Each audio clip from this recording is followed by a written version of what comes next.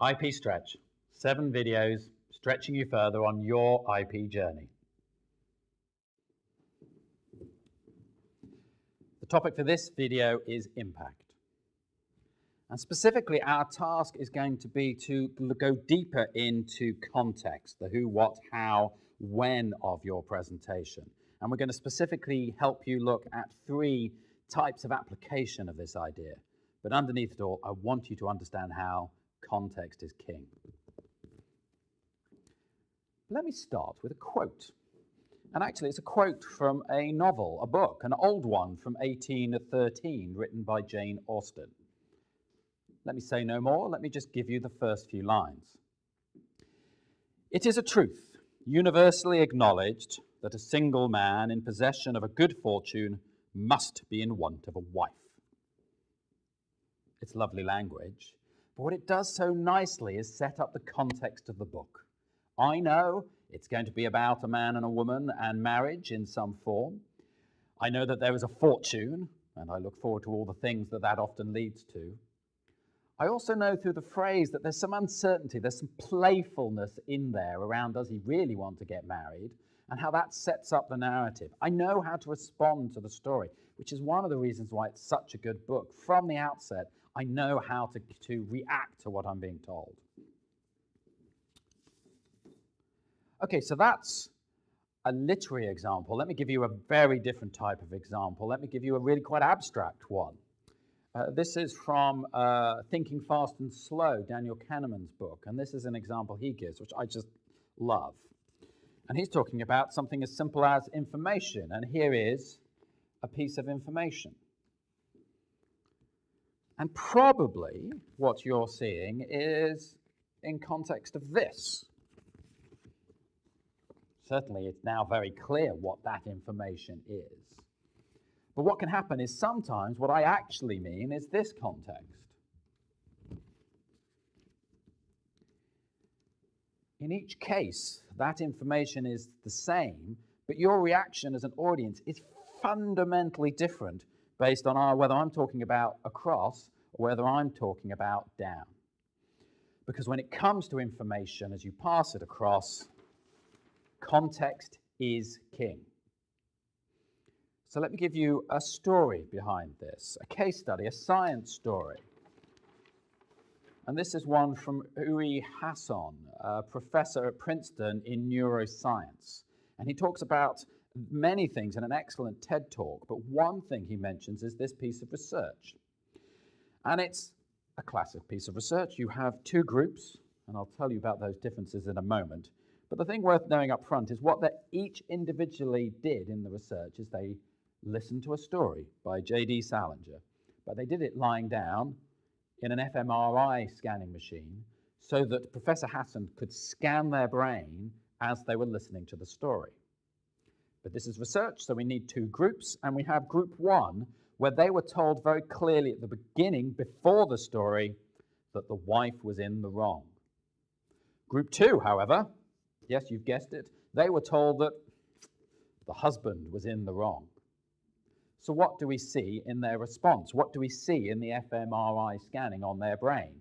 This won't surprise you. In group 1, we got a very similar type of response in the brain in key areas, i.e. they were interpreting key parts of the story in the same way. Group 2 also got entrainment, the scientific term, but for us, we're interpreting key aspects of the story in a remarkably consistent manner, but very different. And we know why. If we're told in the context of a story that the wife is in the wrong, we will respond differently to if we were told the husband is in the wrong. Context is king. So let's talk about the application. What can we do to make sure that when we're presenting, we are bearing in mind the context? And let me give you 3. First idea is to be very clear on the task within the talk. Too often we just pass on information without giving people a clear sense of what we're asking them. Are we asking them to listen to understand? Are we asking them to listen to give their alignment, their judgment? Are we asking them to listen because we want to sell them on an idea or learn something new or lots of options. So which is why at the beginning I very clearly set a task for this talk.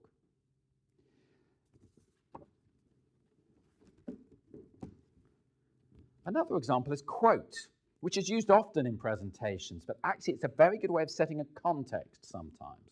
So for example, I opened up with a quote from Pride and Prejudice, just giving us an idea of what this talk is about. But it can be about from Einstein, it can be from the general manager who you talked to recently, it can be from a consumer who you talked to in a focus group recently. Something from a real person coming in early. And the third one is a story, perhaps like the case study science story I told about Professor Uri Hasson. But also you get other types. Gianni Ciserani was the general manager many years ago in the UK, often having to do really important big presentations to the whole organization. And he was known very quickly as being fabulous at it. One of the things he would often do is he would start his presentation by setting the context by actually telling an Aesop fable. These are old stories from thousands, often 2,000 years ago, about foxes and turtles and tortoises and hares, and it set a context for how we should respond to the core message he would then be giving in the rest of his often incredibly inspiring presentations. Set a task, give out a quote, lay out a story, all help applicable ways of setting a context. So let me close with another quote. This is referencing Hamilton the musical. Now, if you don't know, it's pretty much a global sensation. It's certainly a Broadway sensation. Musical about the founding fathers of the United States of America, George Washington and the like, and Hamilton. The director of that show is Thomas Kail, and he said last year the following: "All I know is that the show feels different from one day to the next. The news cycle is such that it is so fast-moving that lines that never really resonated all of a sudden emerge. The words have always been the same, but we are different, and the world is different. If you are smart, you set your context clearly for the audience right at the start of the presentation. Consider context as king to really get the maximum impact."